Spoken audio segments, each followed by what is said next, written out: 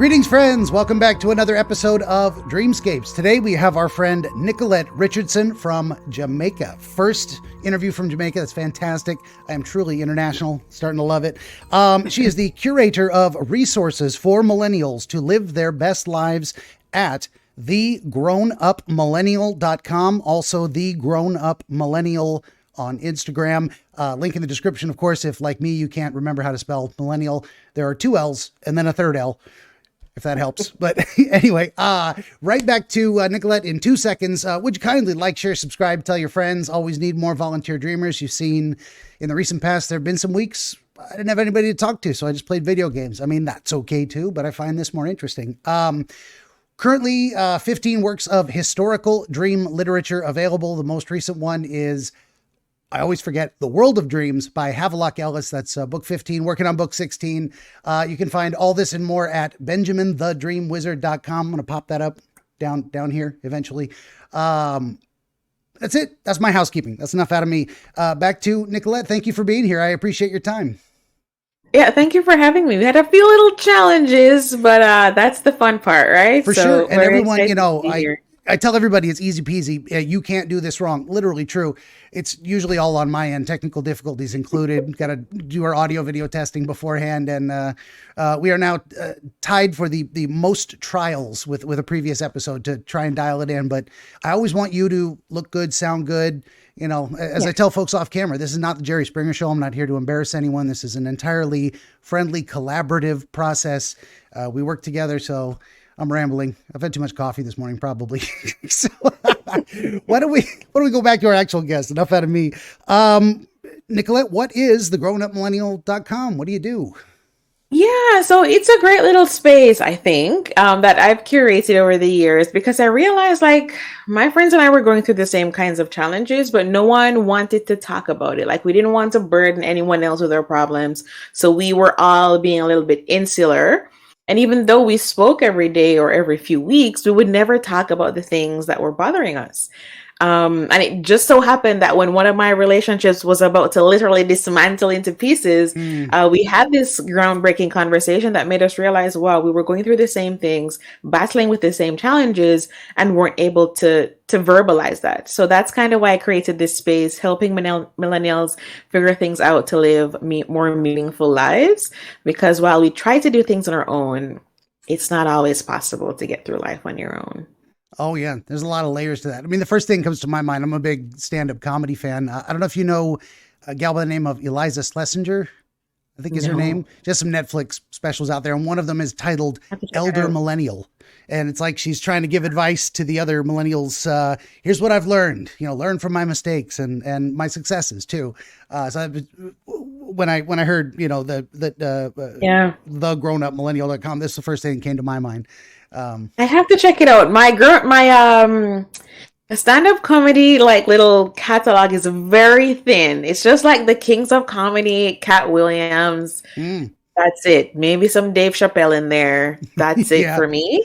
So I'm not very diverse, but I've been trying with Netflix to expand my search a little bit. So I'll check that out. Thank you. I get on, being legit autistic, I get on little kicks. I'll watch only horror films for a while or only documentaries for a while. And now I'm on nothing but stand-up comedy. Every night before I go to bed, I eat some popcorn or whatever, have some crackers and cheese and watch a stand-up special.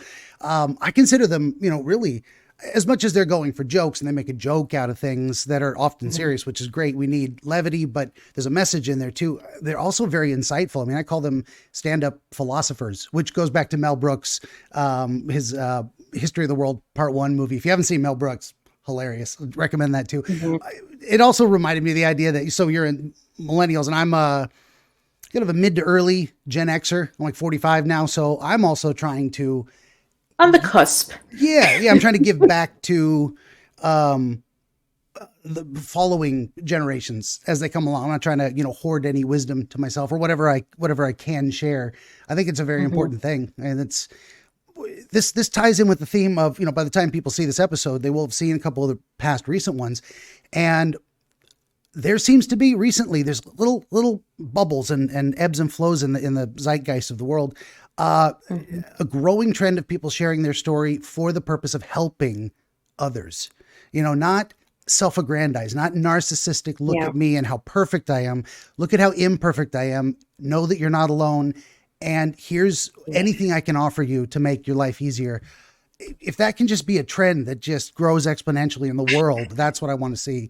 So, Yeah. I think as we're talking about this, I think this might be because we, like millennials, have been on this kind of, we were there before technology existed, and then we got on the wave of what this can do, and it did lead us down some very iffy pathways. yeah, Depending on how long you were using social media, depending on how intense you were with your social media use. So I think now we're on the back end of it where it's not all pretty, it's not all roses. Let's tell you the real truth.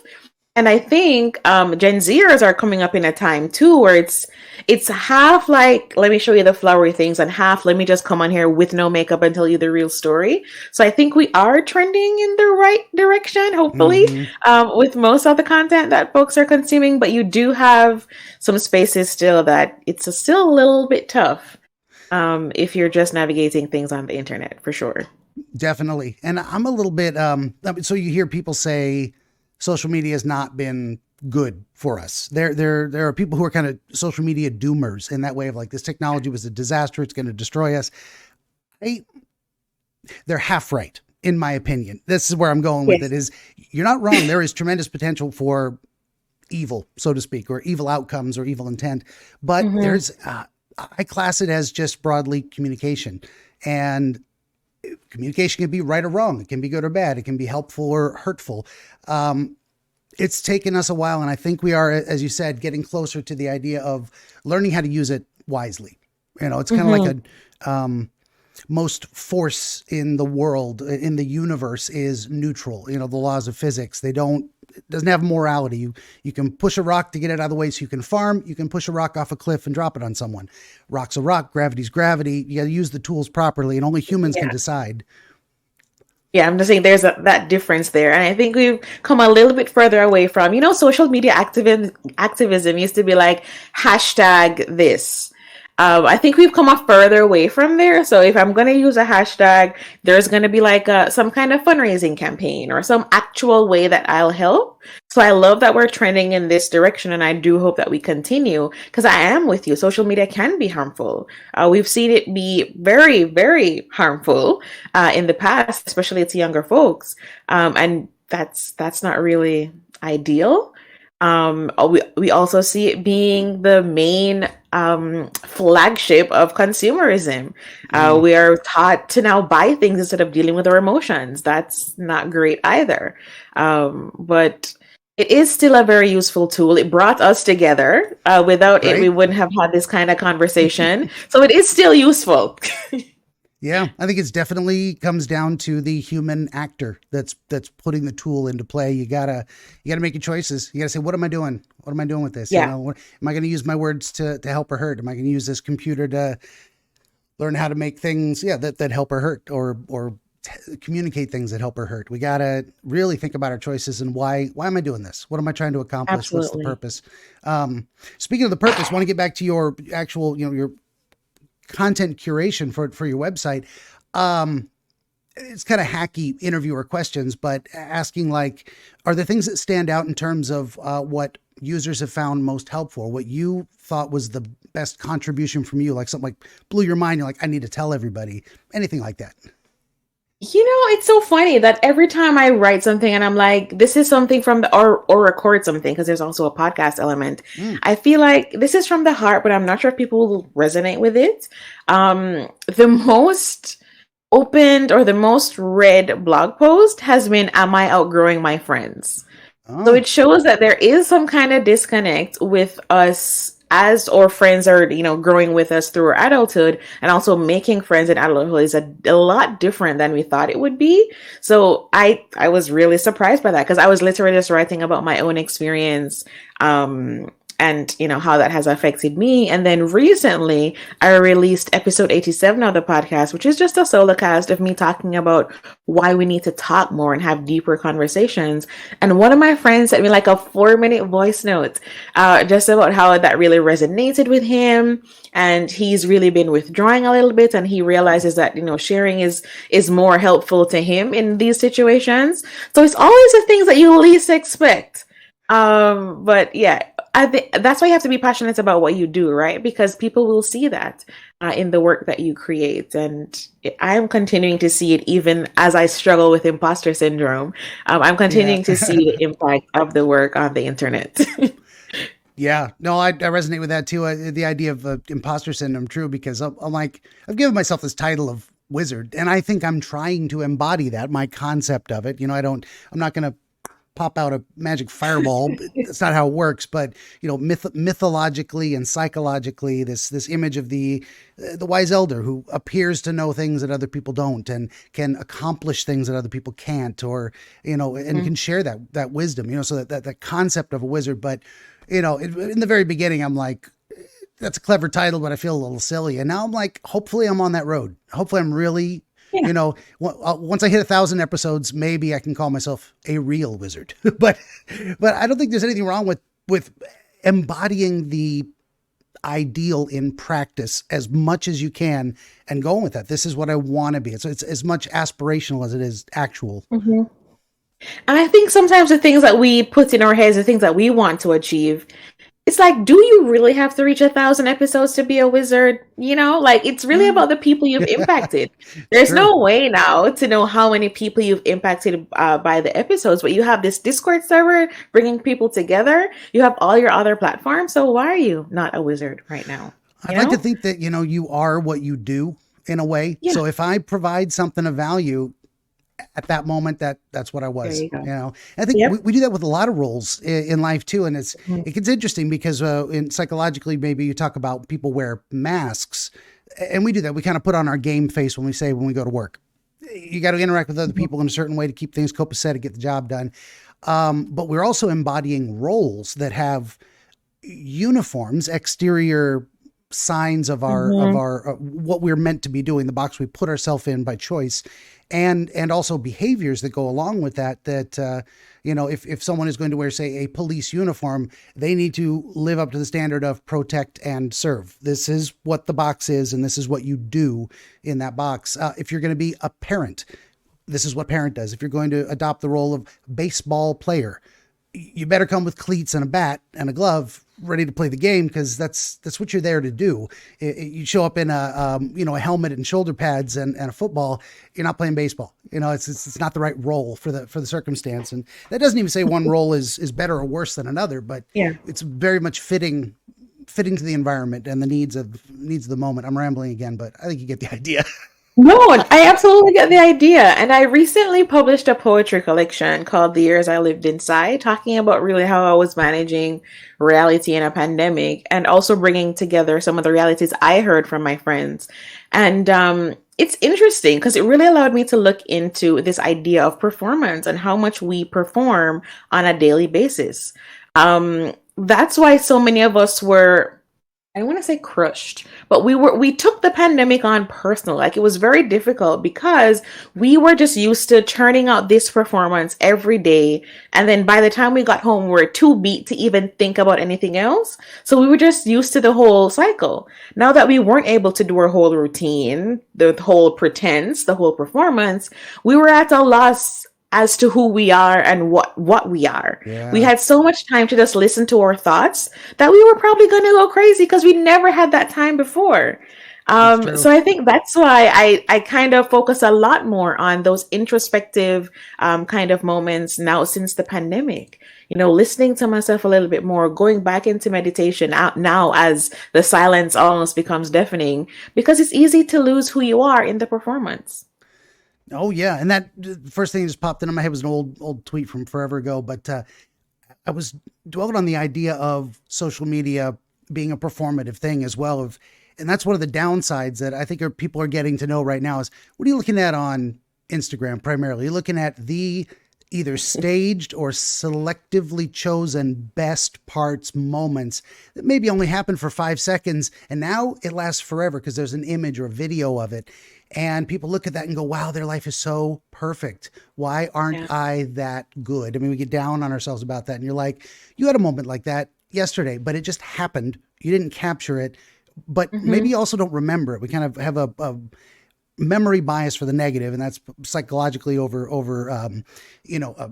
evolutionary psychology. We remember the bad. It's like, oh, we don't want to repeat that. It keeps us alive, basically. That's why fear and anxiety is so strong. I'm rambling off topic again, but the idea of the performative thing, so the tweet, long story short, too late for that. It was just the caterpillar from Alice in Wonderland, and he asked her, "Who are you?" And she's like, "I'm Alice," and he's like, okay, that's a name. Wow. The concept of, okay, you're a creature with a name. But then I think there was another part I think the Mad Hatter or March Hare also asked her, who are you when you're at home? The idea of who are you when you're all alone, not in relation to anyone else? What is the core of you that then relates to other people? If you can't, if you don't have any concept of that, you probably need to spend more time alone and thinking and absorbing, information about yourself. Yeah, long story short. You say you're rambling, but it all comes to the same point. Thank you.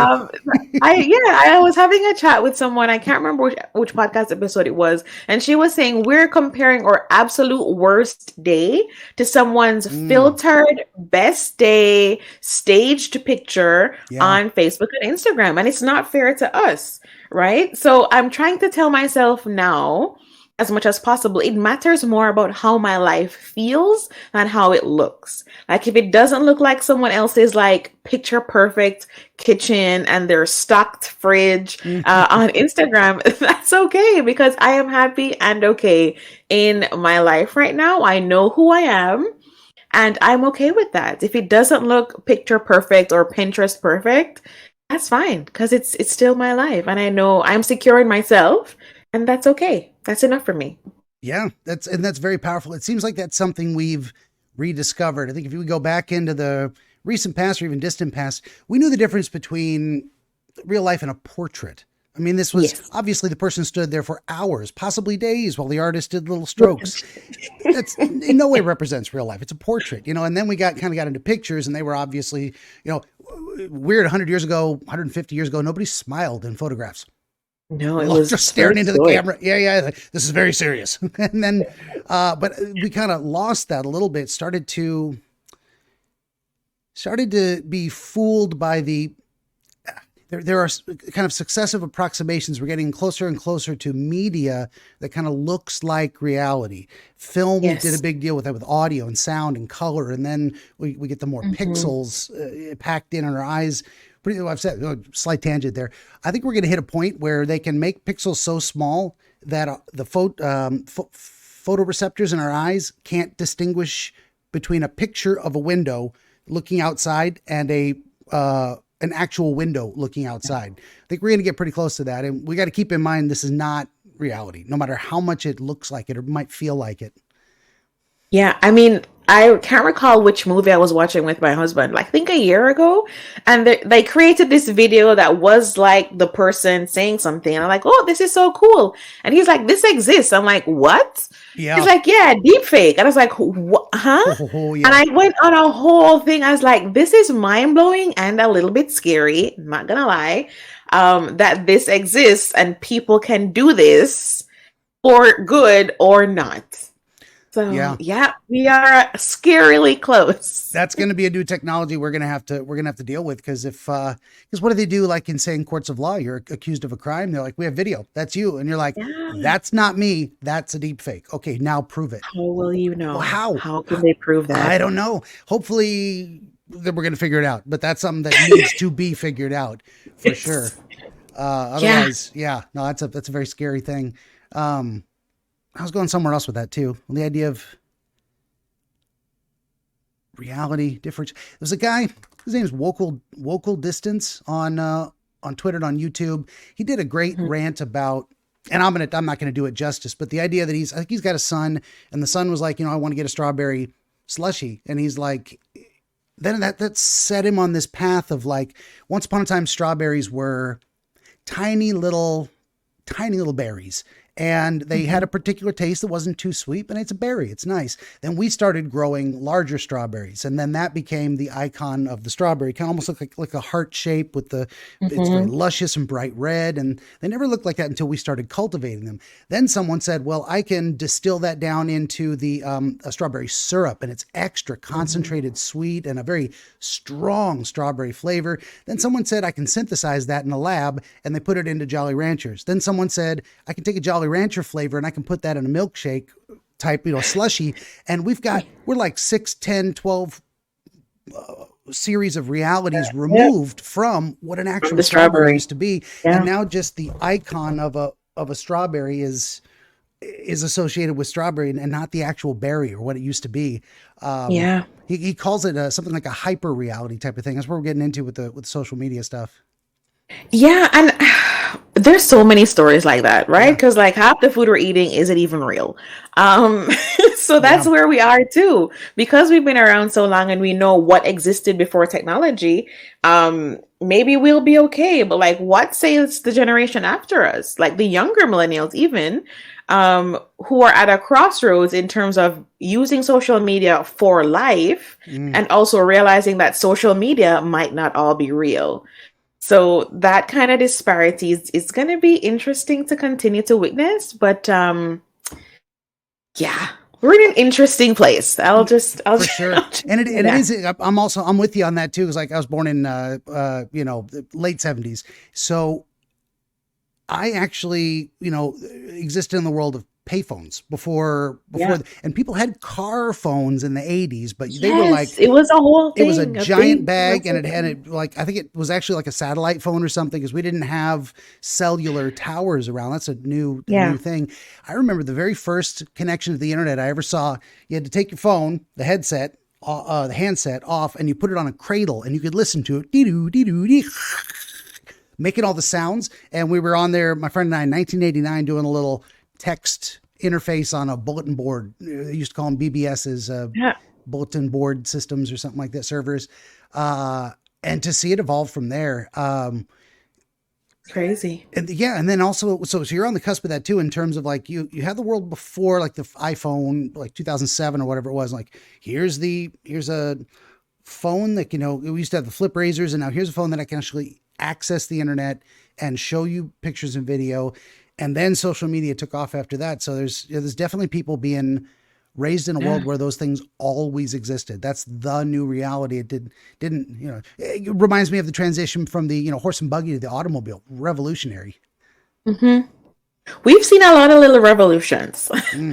I mean, when you go to a history museum, you're like, oh, this is really cool. But we've also lived a few of those histories too. I mean, just the idea. I mean, back in the day, you used to have to pay to use the internet on your phone. Like, it's pay per use. Like, you going to this website would be like one click would be a cost. And here we are just streaming and doing things. That used to be a thing too. That blows my mind. Like, now it's just, it's all a package deal. It's all incorporated. And you had to make the text messages short to make sure that you were only going to be charged for one text as opposed to two. Right. So it was a whole thing. Trying to record the radio on a cassette. Like, you didn't have Spotify I did that. Yes, I did. Yeah. So, it's a whole different reality, seeing that this is what we used to do. And now I asked my 14-year-old cousin if she knows what a cassette is. She did not know. What'll blow their mind too is ask them what the save icon is. Do they know that? God. When you click on the save icon? Floppy disk? What's that? The floppy disk? The floppy disk. Yeah. Specifically, the 3.5 inch is the one that they put up there. It's got the little slider on it. It was the hard case. The slider. Before that was the true floppy. It was in just this flimsy plastic. The big ones. Those were the 5-inch or 4.5 or whatever they were. And then the original ones were like 8-inch. They were almost like records in that case. And then before that, it was punch cards. This stuff's it blows my mind to see the progression of stuff, Yeah. It is crazy, because I remember for the first thumb drive that like I bought was like 256 MB, and it cost me like $40 in like 2006. So Oh yeah. That's wild. That's nobody even uses a thumb drive anymore. Like, No, what's now the it's all point? It's cloud all in the based. Yeah. cloud. Yeah. Oh Which gosh. a lot of people, I've actually spoken with some folks, and I was like, they're like, well, it's in the cloud. And I'm like, the way they said it, it's like they didn't really know that there are everything has a physical source somewhere. If it's saved, if you can access it, it's saved somewhere. They think It's it's in somewhere. the Yeah. cloud, like the cloud is like digital information floating in the stratosphere. No, it just means it's accessible from multiple locations from a single source. What blows me away is YouTube. We're going to make an interview here and it's going to go up, and a million other people are going to make interviews that go up. And that's what 200 million hours of video every day. Yeah. Where are these servers? How the hell do they do this? This is good. Yeah. Infrastructure's got to be huge. I have no idea. I've been meaning to look into it, but I'm like, I'll get around to it. But that blows my mind too. That all this Massive. has got to be Yeah. saved somewhere. Somewhere. Yeah. So we can just pull it up and press play. Yeah. I wonder if they're going to Yeah. get to a data. Maybe technology will keep going, outpacing, like you said, the tiny thumb drive, the megabytes. And, now we've got terabyte drives you can get, and they're barely bigger than the old 3.5 floppies. Yeah.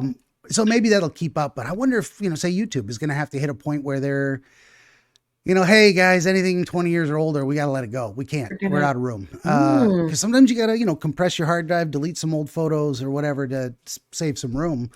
We can't. I don't know that we can endlessly expand. I'm curious Is to it see. possible? Well, Because there's so much information everywhere. that's true. Yeah, we're almost generating too much, and we have a problem filtering it. That is one of the problems with social media too. Is like Yeah. the infinite scroll. Someone's always saying something somewhere, and you got hundreds, thousands, millions of people saying it all at once. You got to Where kind does of it pick and stop? choose what you're going to pay attention to, because you just can't. Not enough hours in the day. Hmm. I've heard the. Like even something Go like ahead. TikTok, the videos are shorter, so you could essentially watch more. But like, how much can you even watch? Like, it's not Yeah. possible. For sure. Well, the storage problem actually made me think of something. They're getting around to using lasers and crystals. So I don't know if you remember the Superman movie from the 80s. He goes to his Fortress of Solitude and he takes a crystal and puts it in, and an image of his, parents from Hmm. Krypton pop up, and but they're actually doing that now. They can encode Store. binary Wow. using a laser in crystal, and it has like tiny it's not ready for prime time, Hmm. so to speak, but it's one of those things where like we could have Superman style memory crystals that get read by a laser in the near future. Yeah, that's actually coming. I mean, it's pretty cool. Like almost everything from movies that seem like really far fetched, we're living to see it happen, which is kind of wild, but kind of cool. Yeah. It's like, it's equally terrifying and hopeful, because we've seen a lot of movies where everything goes to shit. It just goes really bad. And that's trying, I think it's the human history of storytelling. We're trying to Mhm. warn other people how to avoid problems. It's what you're doing. It's what I'm doing. We're trying to share useful information with people, Mhm. but then also inspire new things. The Motorola flip phone, we were talking about that. 1960 Star Trek communicator. Bam, same Mhm. thing. I mean, so in my opinion, this is how I phrase it. Every piece of science fact was once science fiction. Someone said, "What Yep. if?" And then Yep. they decide, "Can we build that?" Thankfully we've changed some of it. Like the original "We're Going to the Moon" movie, they shot him out of a cannon, shot a bullet out of a cannon, and then it landed in the eye of the moon. And then these people got out of the bullet. I'm like, that's never going to work. I'm glad they abandoned that. We do not want to ride Just a bullet. refining that idea. We Yeah, got yeah, the yeah. rocket. Okay, great idea. Good start. Let's work on this. Yeah, let's get the engineers involved. Yeah, yeah, yeah. I think that's really cool to kind of think about that every idea that, exists now was a crazy idea that somebody had. For sure. And that's another thing as we're talking about all these things and assisting folks to kind of realize that we shouldn't be continuing to make the same problems is that you need to bet on yourself. Because Mm, half the people like Steve Jobs and Bill Gates and those folks, like I understand that they're from wealthier backgrounds for sure, but they still believe in themselves enough to start this company on literally nothing. Um, so believe in yourself. You may not be like I don't think you have to have the goal to be like Steve Jobs or Bill Gates, but it's just the idea that those things can also be possible for you, that kind of success. yeah. Well, that's kind of what I'm doing with this DreamWizard thing is like, for 20 years I worked in inpatient psychiatry. Didn't want to do that anymore. I'm like, I'm going to shift gears here and follow my passion in a little bit of a way, but in a way that is, I think, what am I trying to say? In a practical way, like putting it into some kind of a form. I'm not just trying to become a rock star. It's like not very limited, and I'm not trying to become a multi-millionaire. And that's, I want just enough to make a comfortable living like I did before, in terms of maybe one day the videos get monetized, I sell enough books, all that good stuff I push at the beginning, is to support people who like what I do. And at the same time, I get to do something that, I think is beneficial, entertaining, and useful and helpful. And I hope by sharing examples of the process of analyzing dreams, you watch enough of these, I think you can do it yourself. You can do it for yourself. Keep a dream journal, talk with a friend, tell your friend about the story of your dream, and give them as much detail as you can, and let them ask questions. What did that look like? What did that feel like? Then what happened? I think you can work out a lot of these things. In some ways, I want people to no longer need to be a guest with me personally. Like I've given enough back that they can enjoy watching me do it, but they can do it for themselves, and they can get the very real benefit from it out of that. So, yeah. Yeah. And I think this is why I was really interested to be on this podcast too, is because like I'll have the dreams and I'll just say like to a husband or a friend, like, oh, I thought about, like, I dreamt something and I probably remember or don't. It's like, oh, okay, that's cool. That's interesting. And then that's where it ends. Then you never think about it again. And then the same dream pops up and you're like, oh, okay, that's interesting. But not thinking about what it's kind of trying to make me realize or what it's bringing to my subconscious. So hopefully I'm going to learn some skills today. I'm very excited. Well, that seems like a natural segue getting into the dream thing. So,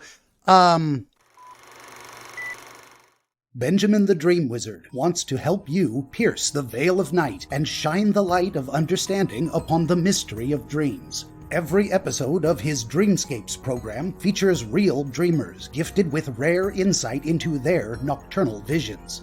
New Dreamscapes episodes appear every week on YouTube, Rumble, Odyssey, and other video hosting platforms, as well as free audiobooks highlighting the psychological principles which inform our dream experience, and much, much more. To join the wizard as a guest, reach out across more than a dozen social media platforms and through the contact page at benjaminthedreamwizard.com, where you will also find the wizard's growing catalog of historical dream literature available on Amazon, featuring the wisdom and wonder of exploration into the world of dreams over the past 2,000 years. That's Benjamin the Dream Wizard on YouTube and at benjaminthedreamwizard.com.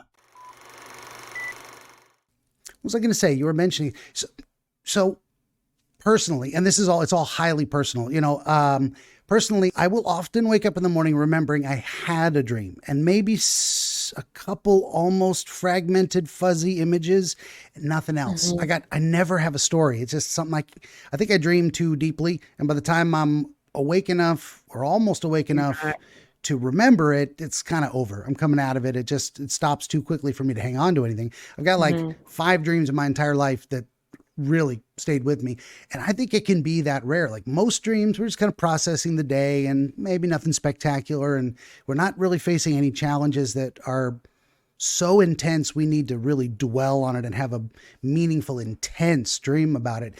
But when you do, that's usually the ones you wake up and you feel it for the rest of the day. You're like, wow, you keep thinking back on it and it's crystal clear. And really, really, your mind just can't let go of that experience. There is something there, and it could be very beneficial, especially with recurring dreams. Those tend to be some kind of a theme that's you keep coming back to because you need to understand something about it. So is that, speaking of which, is that the kind of dream you brought this time? So kind of a recurring theme or something else? Something else. So the one I brought is a dream I had like almost 2.5 decades ago, but I'm still trying to figure out like why. It's still so vivid to me. Yeah. Like I was wondering if it really happened, and I thought I was like going crazy for a little bit. Yeah. Because as a child, like, who do you talk to about dreams? Like your parents aren't gonna like sit down and chat with you about this stuff. So I've been carrying this kind of weight with me for a while just to see what this whole thing was about. Good deal. Well, let's hear the story. I'm ready when you are. All right. So I have a very vivid memory, and I still have a picture of it. My sister and I going to like a music recital. I'm in this like little puffy dress. It is blue. In the picture, it's cream, but in my dream, it was blue. Um, and we are on our way from that music recital on our way home. We decided to take some kind of shortcuts. Driving in my father's like blue Volvo. I think it was like the 80s version of the Volvo. And we stopped at the pharmacy. Everyone came out, and I came out after everyone else. Went into the pharmacy, walking around, couldn't find anyone. So just me in this stark white place by myself. Decided I would just walk outside to see what was happening. And then there's this homeless guy sitting at the front, and he grabs me. Doesn't do anything, just grabs me. I'm screaming for like a good 5 minutes. Mm. And then I am suddenly back in my parents' car. But the whole shock of that, just like not seeing anyone around, and then this person just grabbing me like that, those two things from that dream staying with me the most. And it wasn't that long either. But yeah, that was the dream. Okay. Yeah. Very, very. Yeah, I can imagine that being a very intense experience. At 5 years old, yeah. Yeah, yeah, yeah. So intense. And it's interesting. You said, so there is a picture of you in this kind of a dress. Mhm. Interesting. So this is something you would have worn in real life, and you're Yeah. even doubting whether maybe it could have happened in real life. You might have had this experience.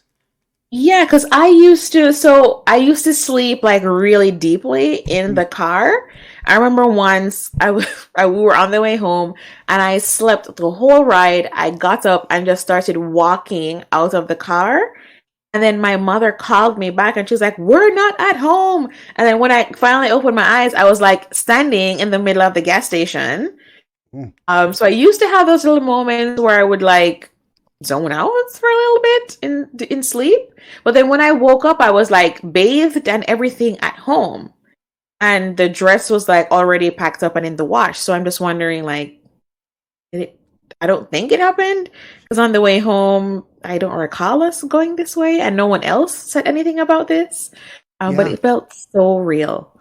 Fair enough. And dreams can, and that's especially there's multiple things going on here. One of them is the idea that dreams, when we're in them, feel very real. Even the fantastical things. You're flying. Sometimes you don't even think I'm flying. You're just like, of course I'm flying. I don't even think about it. Just Yeah. why wouldn't I? It's like breathing. You don't even think about it. Um, so the very realistic or real feel to a dream is something. Then we've got the issue of being about 5 years old, which that's on the cusp of transitioning from being incapable of distinguishing imagination fantasy from reality. That's Mm, kind of the age where we start putting it together that, oh, the things I think about aren't as real as the things that actually happen. There's actually a difference. We kind of don't get yeah. that until round about 5 years old. Um, then there's the potential complication of sleepwalking issues. It sounds like, do you sleepwalk at all today? Not anymore. It used You to be did a for a bit. sleep talk, and I Okay. used to occasionally sleepwalk, but I don't think I do anymore. I might sleep talk still, like if I'm really, really tired, I might do some sleep talking. Yeah. Gotcha. Fair enough. Yeah, no, and that's actually very common and more common than people probably know. A lot of people get close to being awake, but aren't really, awake enough to roll over in your sleep is what they call it. We have to, there's a little bit of voluntary movement going on there. Yeah. You're not really in your sleep, but you're not really awake yet. You're in this kind of borderland state or in between zone of not really fully conscious, don't want to be. And that's sometimes just beneath that line is kind of where some of the sleep talking happens.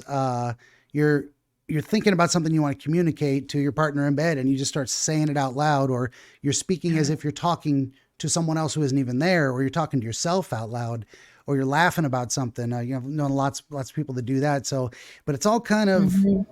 very often you won't even remember it. And most, well, maybe not say most, but I'd say a wide swath of sleepwalkers unless they remember having a dream, have no memory of how they got where they're at, because they really weren't consciously absorbing that stuff. It was all perceived as dream imagery at the time. So we can go two ways with this. One is to say, this might have actually happened and there's nothing to learn from it. Or we go into the dream thing, which I don't think is very useful to go the first path. Like, thanks for coming. we might as well, we might as well treat it as if it is a dream experience and see if we can pull something out of it and what your 5-year-old brain might have been telling you about how you were perceiving the world and processing events at the time. Yeah, and it's so funny too that as we're talking through this, I just now I'm remembering that I used to sleepwalk. Like, it used to be pretty heavy. It used to be kind of bad. And I completely forgot about that before this conversation. Yeah. No, and these are good things. So this is why, well, that's one benefit of talking directly to the wizard is, I'm kind of getting this broader perspective of where do we go with this? There's a lot of different elements and possibilities. And even if this was an episode of sleepwalking and something similar happened, why you want to roll over, buddy? You got to move. Okay. He's got to move. Yeah, my little peanut butter. The inheritance from a deceased relative. He gets to retire with us. Right. Yeah, he's a cutie pie. Completely forgot.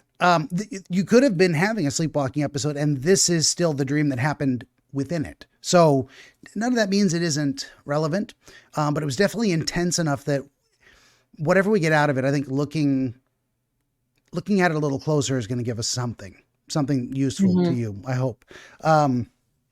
So we begin at the beginning, and it's you and your sister at a music recital. Or so we used to call it. We were there, so we were already there. Yeah, they used to call it musical evening at the school I was at. And then we were all on our way home. My sister, my father, my mother, and I. Okay. And what, so the setting for this musical evening was definitely your school from real life at the time? Okay. Yeah.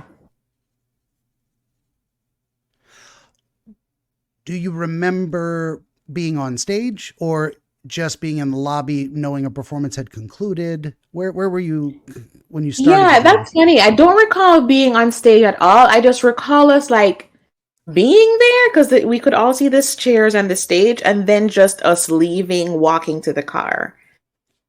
It was apparent that we were there and that we were all leaving along with everyone else that was leaving and walking to the car park. Okay. And you said it was mom and dad and sister? My sister. Yeah. So there were just 4 of you total? That was your family at the time? Okay. Yeah, interesting. So if we're looking at this as purely dream imagery, there's something about that event specifically, that kind of event, the theme of being in a public place that was important to you or meaningful. So we're definitely starting from a place where you didn't start at home. You didn't start in the woods. You didn't start in the Antarctic, flapping around with penguins. Something about where your brain starts with this imagery of okay, imagine it's this kind of setting. Here's where it goes from here. So it's definitely a theme of, say, being outside the home, in public.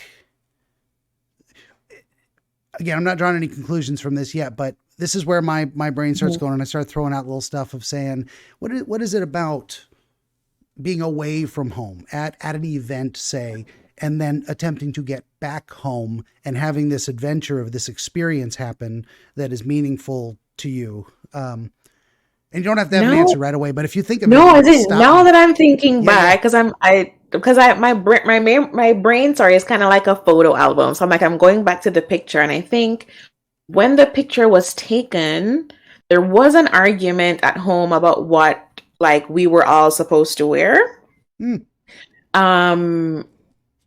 And in the picture, my sister is upset and I'm smiling. I didn't want to wear what I had on either, but this is what we all have to wear. So I don't know if that's probably a contribution to the fact that we didn't start at home. But by the time we had gotten, so in real life, we did attend a similar event a few weeks before, or at least a week before. Yeah. And in real life, we did go, and it was fine once we were there, but it was a little tense at home with the outfits. Gotcha. Great. And that is part of the benefit of going back through these things a second time for the deep dive, but the deep dive in general, or just asking these questions, just kind of focusing on the sequence and the process, these connections suggest themselves spontaneously. I mean, I didn't ask you, was there an argument at home? You just said public, the dress, how I dress in public. There was an argument about that. These pieces start coming together. And that may be and probably is a very relevant part of it, where there's something about, and what I wrote down was an argument about public presentation. I mean, your mom wanted you to represent the family well. So there's this maybe strong emotional connection with an understanding of the values of your parents and how you're absorbing it as a kid. And when you were going into public, you're going to look nice. That is important to us. That's a value our family is going to represent. So it may not even be about appearance or public presentation, but in general about the values of your family and how you were processing them at the time. So some of these themes are like packaged in it's layers of the onion. And we get down to that core and it's like all of these Russian nesting dolls. I love it. I love the mystery. And we're just in like, so where were you? I was at a music recital. That's it so far. And you were leaving. Did you have any emotional content at that time or thought process about leaving? Was it did you have detailed images of walking to the car, getting in the car, or just kind of a scene change? Yeah. Or So it was just like us walking to the car, almost like when you watch those movies, it was the zombies just moving. Because usually there'd be other families we're talking to, or I'm seeing friends on the way. But no, it was just us walking to the car, not talking to anyone else. There were other people around also walking to their cars, but that was it. Us walking to the car. Yeah. Okay. Very interesting. So they're, natural to say we're in public. There's other people, of course. And that's definitely going to be related to it because there was like a public image presentation thing going on.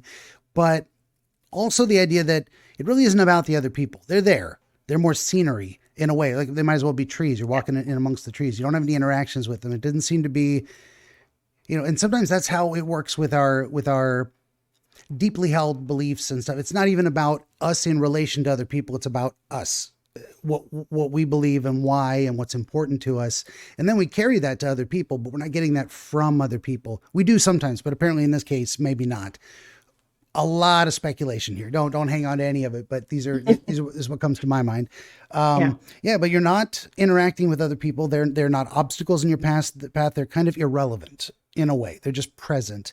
Scenery. That's the word that comes to mind. So not as much about other people as it is about you or the family unit, definitely. And you said in real life the dress was white. Yeah, so the dress was like closer to off-white. Yeah. And somehow in the dream, it's blue. And I can't recall if I ever had a blue one. I had a yellow one and an off-white one, but I can't recall if I actually had a blue one in real life. And this is one of those things where it may be relevant, it may not, who knows? Maybe just at that time you're like, I like the color blue, so I'm going to make my dress blue. Hold on. Wait, I just had a little bit of a connection. So I'm wondering, Benjamin, just the talking through.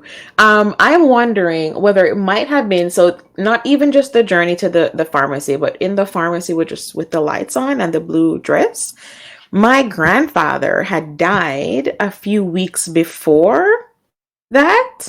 And we used to always take him a little container of like that luxurious powder with the puff. And it would always be off-white. But on that day, it was a blue one with like gold writing. And now as I'm thinking about it, the blue of the container was the similar blue to the dress that I was wearing. I'm not sure if there's some connection with that. Because at the time too, I mean, yes, your grandfather died, you're kind of not sure what that means, but then you're kind of realizing that the other folks around you might also soon be passing away. Because my grandmother had died before I was born. And then my mother's father at the time was kind of getting sick.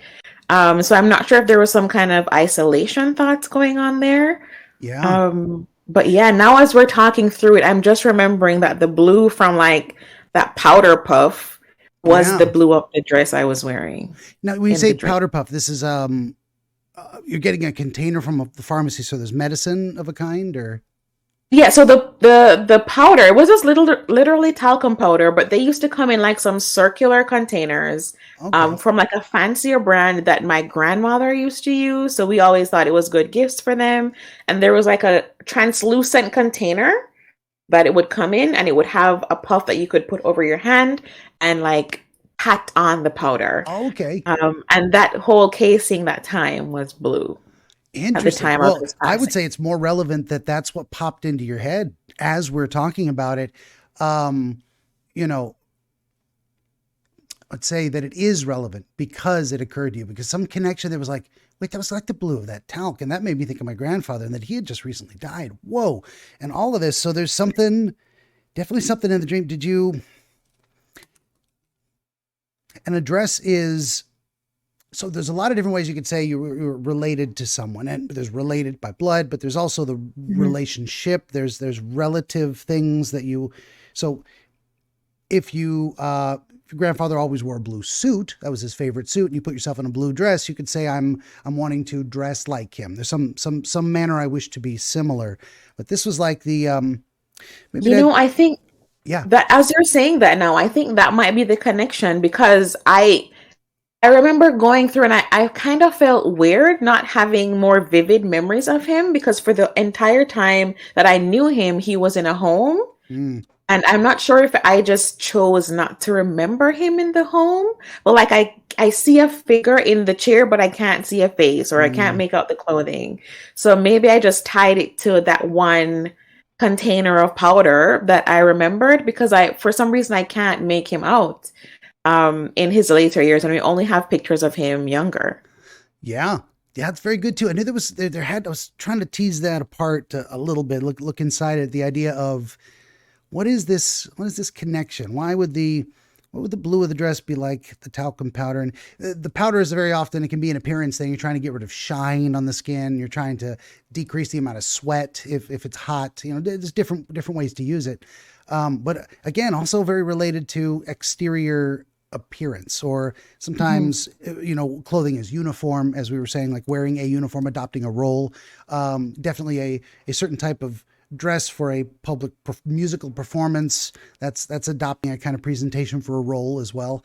Yeah. So there's all kinds of that kind of stuff going on there. And then you did end up in a pharmacy, which maybe something about the blue dress, like a lot of these are connect the dots type of things. So Yeah. I'm at the recital where you normally go. I'm in the blue dress that's like the talcum powder, and that in your mind takes you to the pharmacy. Um, but you're and so back to the actual storyline.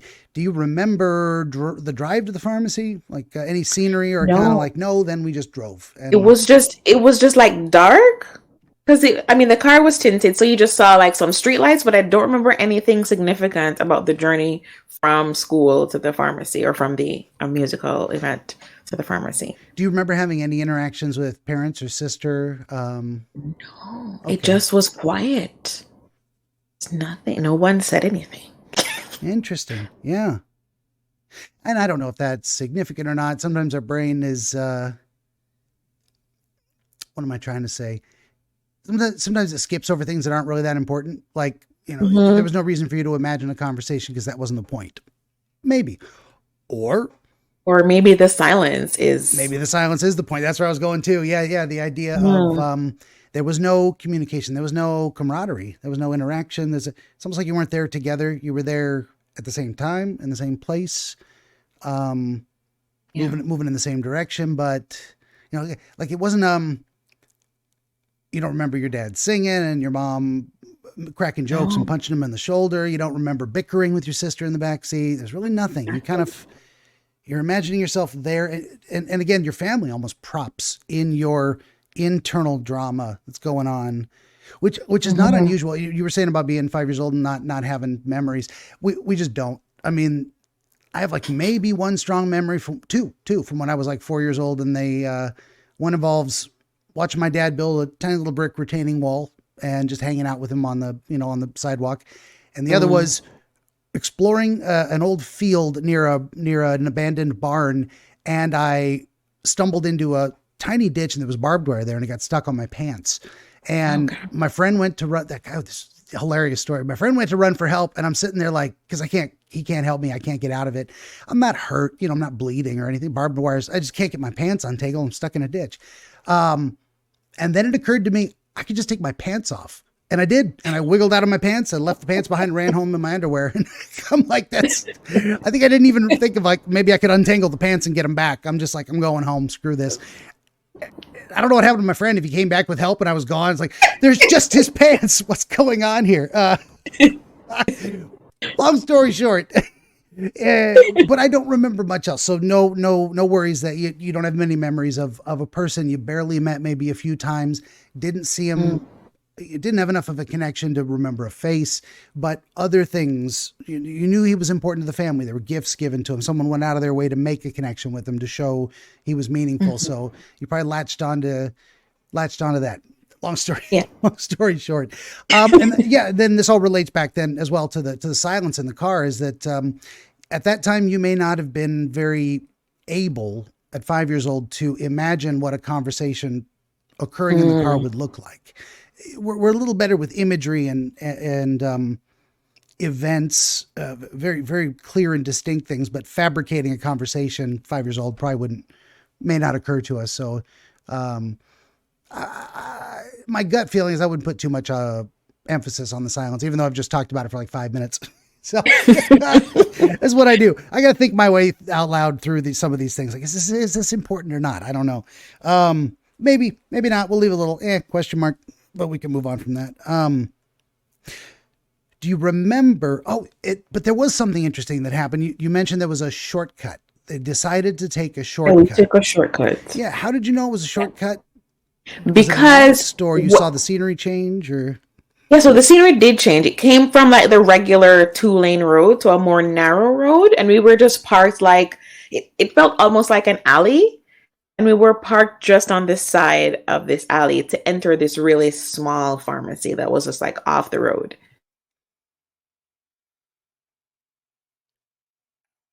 so you actually parked in a kind of narrow alley, and then and that's where we around. got out and walked out to get to the pharmacy.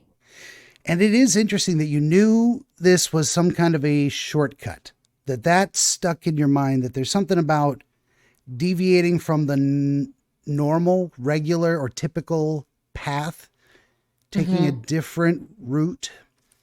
There's something in there that your mind needed to explore, the idea of changing a pattern. I don't know if I don't know. Interesting. Yeah, this is where my brain goes with these things. I'm trying to think through what does a shortcut mean? What does it mean to you that As you were talking and saying the silence in the car might not be that significant, I'm now wondering in like my 5-year-old brain, like how I came to process that my grandfather passed away, because I don't recall. The only thing I recall was that when we went to the home, they said he's no longer with us. And I can't recall any kind of conversation at home or any kind of sit down about it. So I don't know if in that moment I just felt like the silence of knowing that this happened and I don't know what this means for my life. Yeah. And it kind of pushed me in a way to get to know my remaining grandfather a little bit more and be a little bit closer with You remember that over the next years, 6, 7, 8 years old, reflecting on. Now that I'm thinking about it, I feel like I did make kind of an effort to do things more, to like, talk to him more, even as he got older and got more grumpy, to kind of, have those relationships where even if I wasn't there, he would like buy things for me and leave them for me. And now I have those core memories of him. So I don't know if that was like a subconscious thing pushing me to do that. Because now, yeah. Definitely. So yeah, if we look at the silence that way, you didn't have communication with your family about the event. They didn't sit you down and explain what it means. And certainly, I mean, I think at 5 years old, you can grasp the idea of not going to see this person again. You may not really understand death or what it means, but it means you don't get to see someone again. And even in, kindergarten, first grade or whatever, 5, 6 years old, you can get the idea of, I like certain people and I would like it if they don't go away. I enjoy their company. So there's definitely some, but yeah, maybe that silence is a little more, no one was communicating with you about what does this mean? How do I understand this? And how do I deal with it going forward? You got to understand what something is and what it means in order to say, well, here's what I want to do about it. So yeah, afterwards, this may have been a pivotal moment in terms of, once you grasp the idea that, someone's gone and you can't see them anymore, you start looking at, and that made me think too of the idea of you go into the pharmacy and the pharmacy's empty. Like even your family isn't there, right? You walked in after them. They walked in ahead of you. And when you walked in, they were gone. Nobody was in there. Yeah. Maybe that might've been that direct. If we go with that theme, that would be a direct connection of like, as I'm thinking of this, grandfather that I'm no longer going to get to see anymore. What if I move forward with my life and now I can't see any of my family anymore? Everybody's gone. Did you have a sudden phone call? Oh, no, I don't know what happened just now, but I'm just going to turn on Do Not Disturb. Okay. Yeah. You saw earlier, I had my phone ringing in the background. Never got up to go turn it off. Now we got a little cat visitor here. There's more of them. There she is. They are the co-stars. They just don't lay on the books there. And she might I don't know just if that makes sense to you. So you were slightly distracted when I mentioned it, but the idea that you follow your family through life in a way. You're with them one minute and the next you're all alone in this store by yourself. That's connected to your grandfather being missing, where you used to get his talcum powder. And maybe the idea of taking a shortcut is like something unexpected could happen. We could take a wrong turn, so to speak, and end up I could take a wrong turn and end up in a place where I've got nobody. There's nobody left. I don't know if that resonates with you in terms of the dream. If it doesn't, we can look at different angles, but it seems to connect. Yeah, I think so. Because at the time too, it was just also around the age where we were kind of doing, not like a family tree, but like at school, we're talking more about family, and it seemed like everyone else had like both sets of grandparents still around. And then I would have had only one grandmother at the time because my mother's mother died before I was born. And then now my father's father passed away. So I have one of each remaining. So yeah, I definitely see that line of reasoning. Yeah. Gotcha. And well, then that also takes us to after you came out, and I want to focus on this a little bit more because I think I have an idea, but I want to flesh it out a bit before I go too far down that path. You okay? You gonna live? She gets in her ear and just loves it. I'm afraid she's gonna scratch her ear open sometimes. You got to move, boo boo. So, do you remember having any emotional experience or thoughts as you're in the pharmacy alone? There goes my phone. I think it was just fear. Like, when you just realize, like you're a little child and you realize you're in the supermarket by yourself. There's that kind of like pang of fear, like, okay, I'm in here by myself. Maybe I should leave. And then as I go through the door to leave, this homeless person grabs onto my hand. And then that's that shock, like what is happening here? Yeah. And then suddenly I'm back in the car. I'm sorry, I didn't mean to interrupt. Was this person very near the door, or did you have to walk past them to get to the car? They were sitting by the door. Just 1 second. Sure. Yeah. Sure. We're getting interrupted by cats and phone calls. I'm leaving all this in. I think it's hilarious. Hopefully we're not getting phone calls from family emergencies. If that's the case, we're gonna pause and pick this up later. Baby girl. For the moment, you get entertained by cats. Look at the kitties. Look at the kitties. She's so fluffy. For those listening on the audio-only podcast, our guest has received, I think, communications from family. Really had to take this phone call. Not a big deal. Really had to take this phone call. Apparently, my cousin is almost here to pick me up, so I might have a bit of a time crunch, but let's Okay. continue I pushing this think out until I he think we're gets very here. close. I think we can get it done if you got 10 or 15 minutes more tops. Absolutely. There we go. Perfect. Perfect. I think we're getting in on it. So, um, do you remember any of the details about this homeless person, and like what made you know they were homeless? Just the way they dressed or something they said or I think they were just like sitting in almost tattered clothing in the dark, sitting on a bit of cardboard. I just assumed they were homeless, yeah, I yeah. guess, because of, And at the 5 years little old, images yeah, at that five I years old, you're have going to have an of iconic homelessness. view. And I think we all kind of see it. The person in the old ratty coat with the fingerless gloves and the unkempt hair and beard, and they're pushing a Yeah. shopping cart maybe, and they're talking to themselves. Well, all these, I mean, that's in a million movies, that kind of a thing. So certainly by then you probably would have seen someone, and you may have had a person like that pointed out by your parents as, look at that poor guy, he's homeless. And so that's stuck in your head. And was it a man or a woman? I don't recall. Oh, I just say man because I guess that's kind of what like my 5-year-old self. I kind of only saw homeless men on the street. sure. But it was a shadow. He was like, or they Yeah. were like just in the shadow of the pharmacy, almost the building. So I wasn't able to see if it was a man or a woman, but they held on to my hand for a little bit as I was leaving. And then after a few seconds, maybe minutes in my dream world, I was just back in the car with my parents and my sister. Okay. And you don't recall that they said anything to you? Oh, there was no exchange, just the grab. Do you remember which hand it was? It was my right hand. Okay. May or may not be interesting.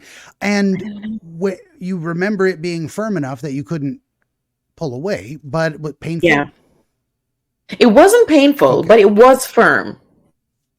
Yeah. And did you remember, fight, flight, or freeze, thinking anything, any emotional, beyond shock, but terror or, Immediately trying to run away. okay. Absolutely terror. Because at the time, I was terrified of anything dirty. Like, I don't want to walk barefoot. I don't want to do anything that involves any kind of dirt. So I was terrified that this person who's been living on the street Oh, yeah. had just touched me.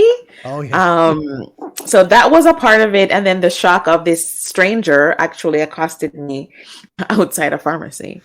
Yeah, but absolutely nothing. I didn't speak to you, didn't try to pull you closer, didn't try to touch you in any inappropriate way. Just What held me. just Yeah. held you. Just held me. Um, and you don't remember being let go of, but being back in the car. Yeah. Okay. And family there. Um, Yeah. Just the same sister in the back and my parents in the front. okay. One thing I didn't consider, which is possible, is that you may have actually been at a recital, fallen asleep in the car ride on the way home, had this brief experience of going to the pharmacy, being grabbed by the stranger, and then woke up actually in the car. We could theorize maybe those elements are real life events that bounded an even shorter dream, or the whole thing's a dream. Well, we're kind of treating it that way for now, which is not unfamiliar at all. As you know, sometimes we have sudden scene changes in dreams, no transition at all. I was on the highway doing 90 miles an hour. I'm sitting in an office chair at work. Bloop, you just teleport in your mind because ideas connect like that, and they don't need physical time in between as fast travel as like video games. So my thought, and it's even better because so we got this. What happens to maybe in your 5-year-old brain? What happens to people who end up alone with no family to care for them? No one who cares for them. They end up homeless, and I'm suddenly alone in this store and I'm leaving to try and find other people, but you're almost grabbed. You were definitely grabbed involuntarily by this icon of homelessness. Like, it's almost like this is going to happen to you. I'm your future in a way. And that no, and bam, you're back in the instant escape mechanism. You're back in the car. I don't know if I laid out that way, if you're like, whoa, yeah. Or if you're like, almost, or what do you think? Yeah, I think Yes. I definitely see it that way just because again, there was like no real conversation around it, and it seemed to me also that like only people who were really sick would die. I didn't know if my grandfather was ill. I just know he had to be in this home for care. I don't know what kind of care it was. Even to this day, I'm not even sure. But it kind of brought to the reality then that people can just die. They don't have to be like really, really sick or visibly very sick, because we had gone just the previous weekend and he was fine. So I think even in that the way that person grabbed my hand, I think it was the suddenness of it. Like the thought was that how quickly things can also change. Was also maybe something I was trying to, Yeah, communicate to my smaller self. for sure. Yeah, and these are very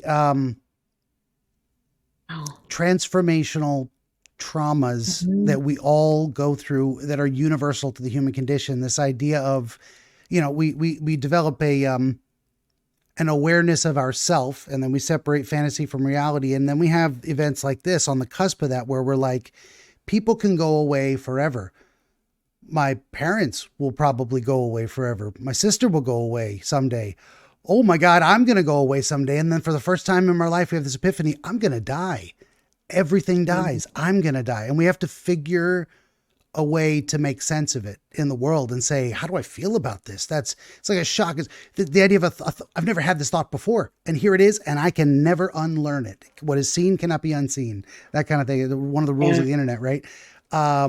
And these things stick with us. Yeah. And I would say that's probably everything we've talked about. It sounds like this was a kind of a healthy, in a way, transformational trauma. And not all traumas are healthy, but some of them are like, you can't avoid it. You're going to have to confront these things as a part of being human. That sounds like why it might have stuck with you, is this was the turning point in your life when you realized, maybe not that you were going to die, that might have come a little bit later, but that people you Other love people. can just Yeah. go away forever. And you're going to have to find a way to understand that. What does this mean to me? And at the time you were very worried. Oh no, I'll be all alone and I'll end up in a bad place. I don't want to be like other people have that I've seen end up in bad places. So Yeah, yeah. You know what? This has been really helpful because I'm also like remembering that I my parents used to go to a lot of funerals. I used to always go with oh them. And it didn't occur to me that like they were actually dead. Like you would go to the graveside and you sing these songs, and my favorite part was to sing these songs by the graveside. Um, it never occurred to me that someone I knew would be in this position and I would have to do this also. yeah, So I even have memories of other people's funerals that I went to, but I can't recall my grandfather's. Like I yeah, only remember one bit when we went to the house that my father used to live in, and that's where he was buried. That's the only part I remember. yeah. You And might I have think, actually blocked it out, like it was too emotional yeah, for you. We do that a lot too. We let memories go. Like, I don't want to think about that anymore. That was too painful at the time. I think it was because it was the first person that I actually knew to die in our family. Yeah. Yeah, so I think it was maybe that's why the dream stuck with me so long. Like I had to was something that I kind of needed to figure out. So thank you. Yeah. That was Well, and people are also oh, very different in the way they respond. So maybe me having the same experience at a younger age, because I've got the autism spectrum stuff, my emotional response is very constricted. I could laugh and joke and I'd love to have a good time. And it's not like I'm completely a robot, but I don't get the same attachment to people. So I would have processed that situation differently. On your personal level, that was probably a turning point that actually helped inform the rest of your life in terms of how much emotional value you place on relationships, and you made a conscious effort to change and say, well, if someone's not going to be here very long, I'm going to spend as much time with them as I can. And you're probably still that person today in a lot of ways that really values connections and friendships and spending time with people. absolutely. As you were talking through, I was like, maybe that's kind of where I am now in terms of I don't want to like when someone passes away, I don't want to say I didn't do this or I didn't spend enough time with. And I think I one of should my have. Yeah. friends passing away while I was in university, Mm. that was the regret. I had a hard time. dealing with her passing. And I also felt kind of like an imposter because I'm like, I don't know her that much. Should I have been like grieving in this way? But I was also grieving all the things and all the times I didn't hang out with her or didn't do specific things because I now don't have any of those core memories to hang on to as part of her memory. So I think this dream and like synthesizing all of this information is allowing me to realize that yes, I am this like connected emotional person. I want to ensure that I am doing all the things and spending the time while we have our loved ones here, so that maybe selfishly I'll be able to deal with the passing a little bit better on my end, if that happens in my lifetime. For sure. And you know what I'm going to do after this? Something I don't normally do. I'm going to call my parents. We're going to get off this call and I'm going to give them a call and just say hi for no reason. I think it's a good idea. Just because calls, right? Yeah. That's a good idea. Well, speaking of family, you got family coming over to help you out, give you a ride somewhere, and I'm going to get you out of here. So let's do this. Okay. For everybody out there listening, this has been our friend Nicolette Richardson out of Jamaica. I love that. Love talking to people all over the world. She is the curator of resources for millennials to live their best lives. And I think you can see why she's good at that from this interview here. You can find her at thegrownupmillennial.com and at the Grown Up Millennial on Instagram. Links in the description below. For my part, would you kindly like, share, subscribe, tell your friends? Always need more volunteer dreamers. 15 works of historical dream literature. The most recent, The World of Dreams by Havelock Ellis. I got a block on that. It won't come to me sometimes. You can find all this and more at BenjaminTheDreamWizard.com. Books, downloadable MP3 episodes, Encyclopedia, something else I can't remember. Links to all my other social media stuff. And that'll do it. Nicolette, thank you for being here. I appreciate it. It's a fascinating conversation. Thank you. This was amazing. Thank you so much. And for everybody out there, thanks for listening.